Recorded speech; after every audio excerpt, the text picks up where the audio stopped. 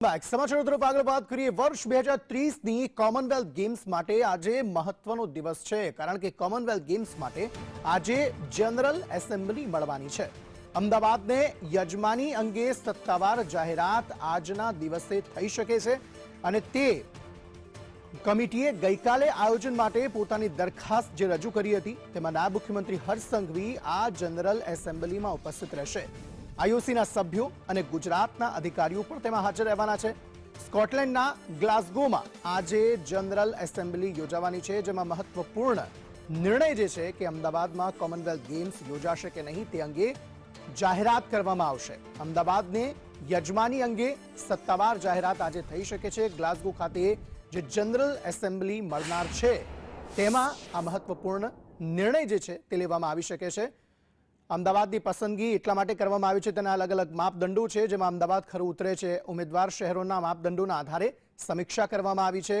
Technical તૈયારીઓ, ખેલાડીઓ માટેની સુવિધાઓની ચકાસણી કરવામાં આવી છે અને અમદાવાદ એ બધી જ વસ્તુઓ માટે તૈયાર છે।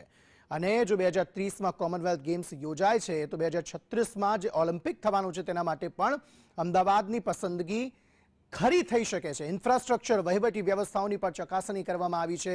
એ તમામ માપદંડો જે છે તે અમદાવાદમાં યોગ્ય છે કે નહીં તેને ચકાસવામાં આવ્યા છે। કોમનવેલ્થ મૂલ્યો સાથે એકરૂપતા વગેરે માપદંડો પણ ચકાસવામાં આવ્યા છે અને તેના જ કારણે અમદાવાદની પસંદગી થઈ શકે છે। અમદાવાદ અને અબુજા બંને શહેરોમાં કમિટીએ સમીક્ષા કરી છે અને બંનેમાંથી કોઈ એકની પસંદગી આજે થવાની છે।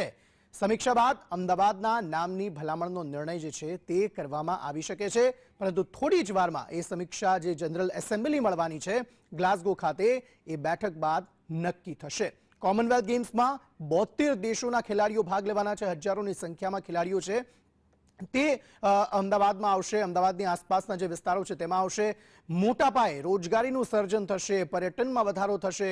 આ કોમનવેલ્થ ગેમ્સથી શું ફાયદો થવાનો છે તેની જાણકારી મેં આપને આપી રહ્યા છે। જો અમદાવાદમાં એ યજમાની થાય છે તો રમતગમતને પ્રોત્સાહન મળશે અને સૌથી મોટી વાત, જે 2036ની ઓલિમ્પિકનું સપનું અમદાવાદ જોઈ રહ્યું છે તે પૂરું થઈ શકે છે। ઇવેન્ટ મેનેજમેન્ટ જેવા ક્ષેત્રોમાં નવી તકો ઊભી થઈ શકે છે। ગ્લાસગો ખાતે જે આજે જનરલ એસેમ્બલી મળનાર છે તેમાં આ મહત્વપૂર્ણ નિર્ણય જે છે તે લેવામાં આવી શકે છે।